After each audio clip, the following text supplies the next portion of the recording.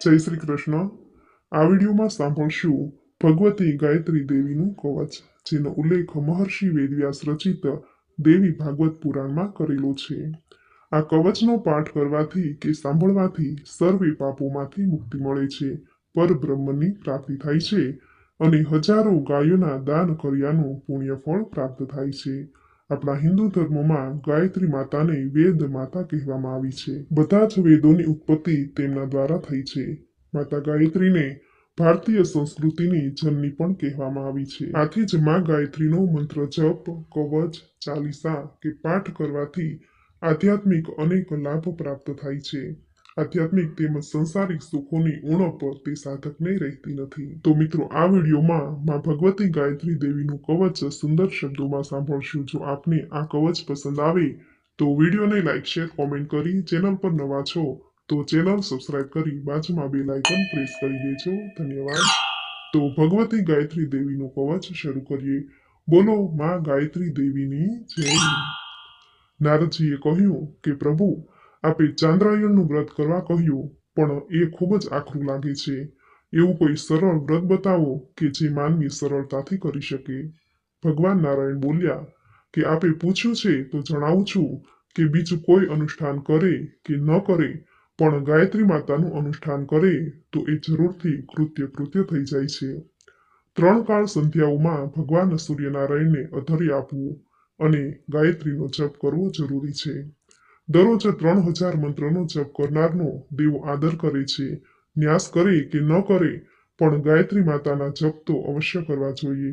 નિષ્કપટ ભાવે સચ્ચિદાનંદ રૂપિણી ભગવતીનું ધ્યાન ધરીને જપ કરવા જોઈએ. એ માટે ગાયત્રી કવચ સચોટ ઉપાય છે. એનો પાઠ કરતા એને ધારણ કરવાથી માનવીના અનેક પાપોનો અંત આવે છે અને એની બધી મનોકામનાઓનો અંત આવે છે અને એ પોતે દેવી રૂપ બની જાય છે. નારદ આ ગાયત્રીના કવચના બ્રહ્મા, વિષ્ણુ અને મહેશ્વર આ 3 ઋષિઓ છે. ઋગ્ય, યજુઃ, સામ અને અથર્વ આ 4 છંદ છે. પરબ્રહ્મ દેવતા છે અને આ ગાયત્રી શ્રેષ્ઠ કળા છે.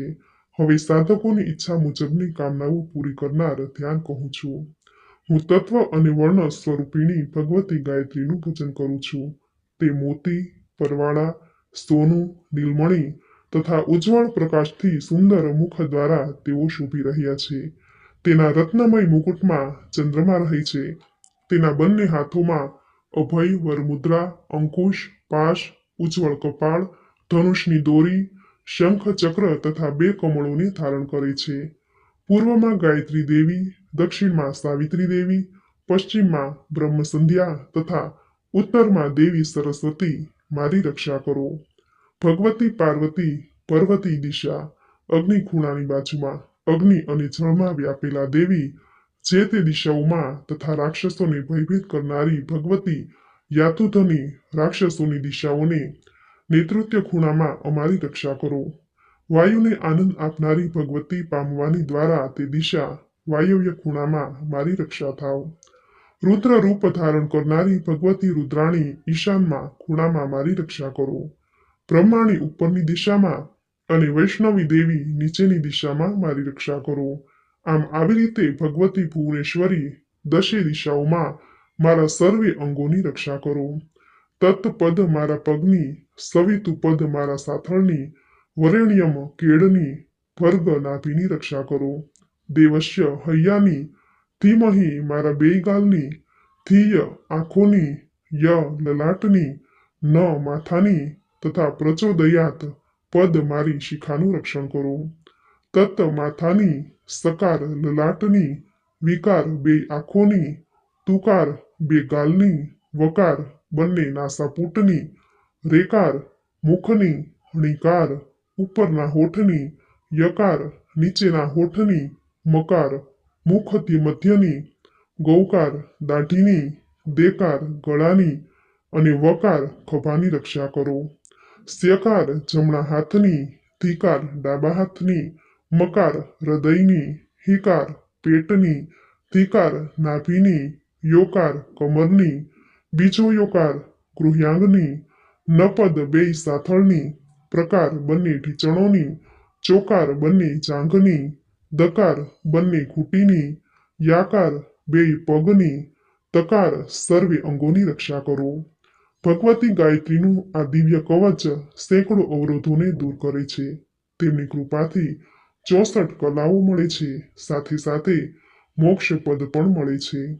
આનો આશ્રય કરનાર માનવી સર્વે પાપોમાંથી મુક્ત થાય છે, પરબ્રહ્મને પામે છે. આ કવચ સાંભળવાથી અને વાંચવાથી 1000 ગોદાનું પુણ્ય ફળ પ્રાપ્ત થાય છે. નારદજી બોલ્યા, હે ભગવાન, આપ સર્વ શાસ્ત્રોના જ્ઞાતા અને વિદ્વાન છો. બ્રહ્મ જ્ઞાનનું સાધન શું છે? મોક્ષ સાધનમાં શું ઉપયોગી છે? બ્રાહ્મણ પણ કયું અનુષ્ઠાન કરે તો એને સદગતિ મળે અને વળી કોની અસરથી મૃત્યુનો નાશ કરી શકાય છે? આ બધું આપ અમોને શરૂઆતથી જણાવો. ભગવાન નારાયણ રાજી થઈને કહેવા લાગ્યા કે તમોએ સારી વાત પૂછી છે, એટલે તમો ધન્યવાદને પાત્ર છો. હું તમોને દેવી ભગવતી ગાયત્રી દેવીના 1000 નામો કહું છું. આ મંગળકારી નામોના સ્મરણથી બધા પાપોનો અંત આવે છે. સાંભળવાથી પણ કલ્યાણ થતું હોય છે. હવે હું સાધકોના કલ્યાણ માટે દેવી ભગવતીનું ધ્યાન કહું છું, જે રક્ત, શ્વેત, મિત, નીલ અને ધવલ વર્ણોના શ્રીમુખેથી સંપન્ન છે. 3 નેત્રોવાળા વિગ્રહથી ઝગમગે છે. જેમણે પોતાના રાતા શરીરને લાલ કમળોથી શોભાવ્યું છે, અનેક મણીઓથી સજાવેલા છે અને દેવી કમળના આસન પર બેઠેલા છે. જેમના 2 હાથોમાં કમળ અને કુંડિકા છે, અન્ય 2 હાથોમાં વરમુદ્રા અને અક્ષમાળા ધારણ કર્યા છે. તેઓની હંસ પર સવારી છે. કુમારી અવસ્થાવાળા ભગવતી ગાયત્રી દેવીને હું ભજું છું. હે નારદ, ત્યાર પછી ગાયત્રી દેવીના 1008 નામો જણાવવામાં આવ્યા. તે બધા જ ઘણા ફળદાયી અને પુણ્યદાયી છે. પાપોના ક્ષય કરનારા અને ખૂબ પ્રમાણમાં ધન આપનારા છે. આ બધા નામોના ઉચ્ચારણ માત્રથી દેવી ગાયત્રી રાજી થાય છે. બ્રાહ્મણો સાથે ખાસ કરીને આઠમના દિવસે આ અષ્ટોત્તર સહસ્ત્ર નામનો પાઠ અવશ્ય કરવો જોઈએ. પરંતુ ગમે તેને આ ગાયત્રી અષ્ટોત્તર સહસ્ત્ર નામનો પાઠ કરવો નહીં. સુયોગ્ય ભક્ત, વિનમ્ર શિષ્ય અથવા બ્રાહ્મણને જ આનો ઉપદેશ આપવો. પોતાના ભાઈ હોય તોય જો એ ભ્રષ્ટ હોય તો તેને પણ ઉપદેશ કરવો નહીં. જેના ઘરમાં ગાયત્રી સંબંધે કોઈ પણ શાસ્ત્રનું લખાણ હોય છે, ત્યાં કોઈ જાતનો ભય રહેતો નથી. ભલે લક્ષ્મીને ચંચળ માનવામાં આવતી હોય, પરંતુ એના ઘરમાં સ્થિર થઈને રહે છે. અરે, એની અસરથી માનવી પુણ્યશાળી બને છે. જો એ માણસ ગરીબ હોય તો ધનવાન બનવાની તક વધે છે. હે નારદ, આ મુજબની ઉપાસના, જપ, તપ ગાયત્રી માતા અંગે જે તે માણસ કરે છે એનું સર્વદા કલ્યાણ થાય છે. આ વાત બેશક છે, એમાં સંશય નહીં. આ પ્રમાણે મહર્ષિ વેદવ્યાસ રચિત દેવી ભાગવત પુરાણમાં વર્ણવેલ ભગવતી ગાયત્રી દેવીનું કવચ સંપૂર્ણ. બોલો ભગવતી ગાયત્રી દેવીની જય. તો મિત્રો, આપણે સાંભળ્યું ભગવતી ગાયત્રી દેવીનું કવચ. વેદ માતા ગાયત્રીની સાધનાને ઉપાસનામાં સર્વશ્રેષ્ઠ માનવામાં આવે છે. ગાયત્રીની દેવીના રૂપમાં પણ પૂજા થાય છે. ગાયત્રીથી જ તમામ વેદોની ઉત્પત્તિ થઈ એવું ગ્રંથોમાં કહેલું છે. તેથી જ તેને વેદ માતા પણ કહે છે. બ્રહ્માના તપથી ગાયત્રી અને સરસ્વતી પ્રગટ્યા અને બંનેને બ્રહ્માની પત્નીઓ માનવામાં આવે છે. દેવી ભાગવતમાં ગાયત્રીની 3 શક્તિઓને બ્રાહ્મી, વૈષ્ણવી અને શાંભવી સ્વરૂપમાં દર્શાવવામાં આવી છે. સવારના સમયે કુમારી સ્વરૂપે હોય છે. તેમાં ગાયત્રીનું વાહન હંસ હોય છે અને 5 મુખ તેમજ 2 હાથ હોય છે. બપોરના સમયે યુવતીનું સ્વરૂપ માનવામાં આવ્યું છે. આ રૂપમાં તેઓ ગરુડ પર બેઠા હોય છે અને ત્યારે તેમને 1 મોં અને 4 હાથ હોય છે. સંધ્યા સમયે પોઢાના સ્વરૂપમાં હોય છે. ત્યારે તેઓનું વાહન બળદ હોય છે અને 1 મોં અને 4 હાથ હોય છે. મહર્ષિ વિશ્વામિત્ર દ્વારા ગાયત્રી મંત્રની રચના કરવામાં આવી છે. આ મંત્રમાં સૂર્યના તેજ જેટલી જ પ્રખરતા છે. જેનો જાપ કરવાથી ચરિત્ર પરિષ્કૃત થાય છે. તેને સદબુદ્ધિનો મંત્ર તરીકે પણ ઓળખવામાં આવે છે. આ મંત્ર છે ઓમ ભૂર્ભુવઃ સ્વઃ તત્સવિતુર્વરેણ્યમ ભર્ગો દેવસ્ય ધીમહિ ધિયો યો નઃ પ્રચોદયાત.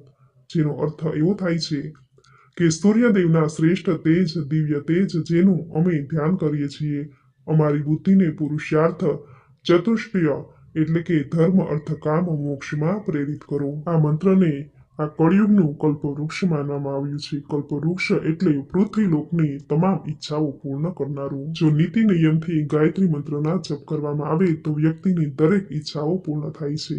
ગાયત્રી મંત્રનું તપ કરવાથી મોટી મોટી સિદ્ધિ પ્રાપ્ત થાય છે. મહર્ષિ વેદવ્યાસે કહ્યું છે કે કામની સફળતા તથા તપ સિદ્ધિ માટે ગાયત્રી મંત્રથી શ્રેષ્ઠ કોઈ મંત્ર નથી. તૃગી ઋષિએ કહ્યું છે કે જ્ઞાન અને વિજ્ઞાનનો આદિ સ્તોત્ર એટલે ગાયત્રી મંત્ર છે. રવિન્દ્રનાથ ટાગોરે કહ્યું છે કે ભારત વર્ષને જગાડનારું જો કોઈ સરળ મંત્ર હોય તો તે છે ગાયત્રી મંત્ર. શ્રી અરવિંદે કહ્યું છે કે ગાયત્રી એવી મહાન શક્તિ છે કે જેનાથી મહત્વપૂર્ણ કાર્ય પાર પાડી શકાય છે.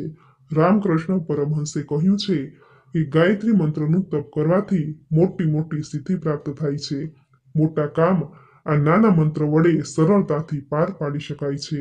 મહાત્મા ગાંધીએ કહ્યું છે કે સ્થિર ચિત્ત અને શાંત હૃદયે જપ કરવાથી દરેક સંકટનું નિવારણ થાય છે. અને સ્વામી વિવેકાનંદે કહ્યું છે કે સદબુદ્ધિનો મંત્ર જો હોય તો તે છે ગાયત્રી મંત્ર. એ મંત્રનો મુકુટમણિ છે. આથી જ આ કળિયુગના માનવીને મન અને બુદ્ધિને ચેતના આપતો મંત્ર એટલે ગાયત્રી મંત્ર, જેનું અનુષ્ઠાન દરેકે નિત્ય જરૂર કરવું જોઈએ.